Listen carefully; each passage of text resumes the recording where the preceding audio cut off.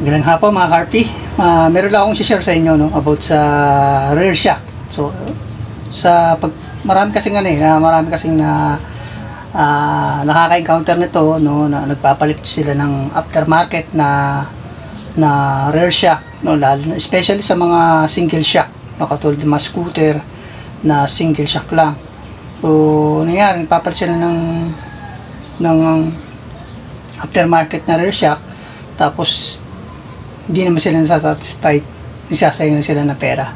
Kaya ito, gumawa ko ng video para paano magkaroon ng kayo ng idea. So itong may hawak ko ngayong rear shock. Ayan. Ito ay nabili ko online, no. Tinesting ko lang naman dito sa motor ko kung okay siya. Pero sa performance na encounter ko, hindi ko siya nire-recommend yung mga ganitong klaseng rear shock, no. Mas okay pa yung stock, no. Kaya yung iba nagtataka, nagpalit ng ganitong klaseng rear shock, tataka sila, sumasayad yung rear fender. Tatong ganito, yan, masayad, sumasayad dito, yan, masayad dyan sa part na yan. Ewan ko kung nakikita niya yan, sa part na yan, yan, masayad yung gulong dito. So nangyayari, nababali ito, itong, kaya marami na encounter.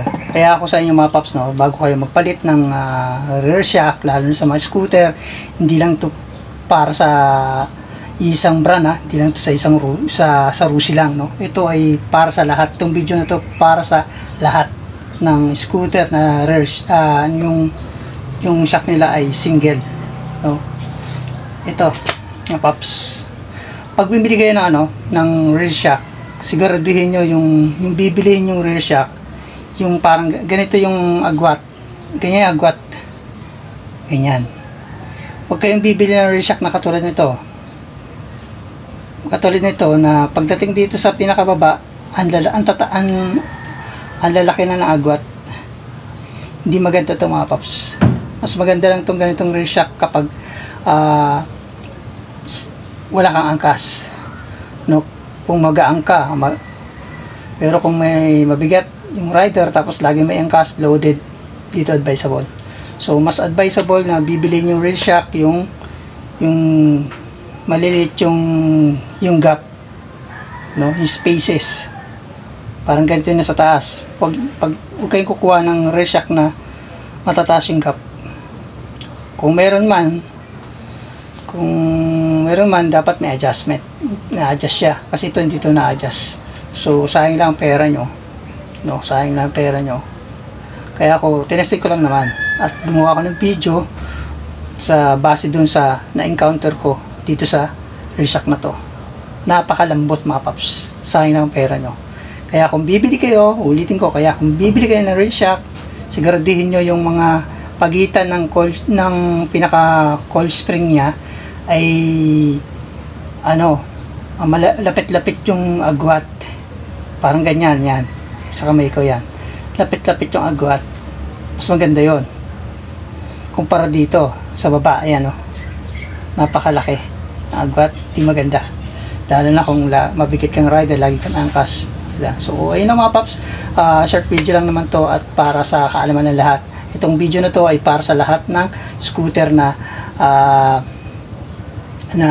single shock lang na rear, no. Pero kung dual shock naman, walang problema, kahit ganito, dalawa naman siya. Pero kung ganito tapos isa lang, hindi siya advisable, no. Itong shock na to pang Honda Click. So fit siya sa mga Rusi, no, Rusi Motorstar na scooter, mga ganun, Rusi Passion, Gala, Player, yun yung mga sukat niya, no, yung Royal. Okay, so yun lang mga paps.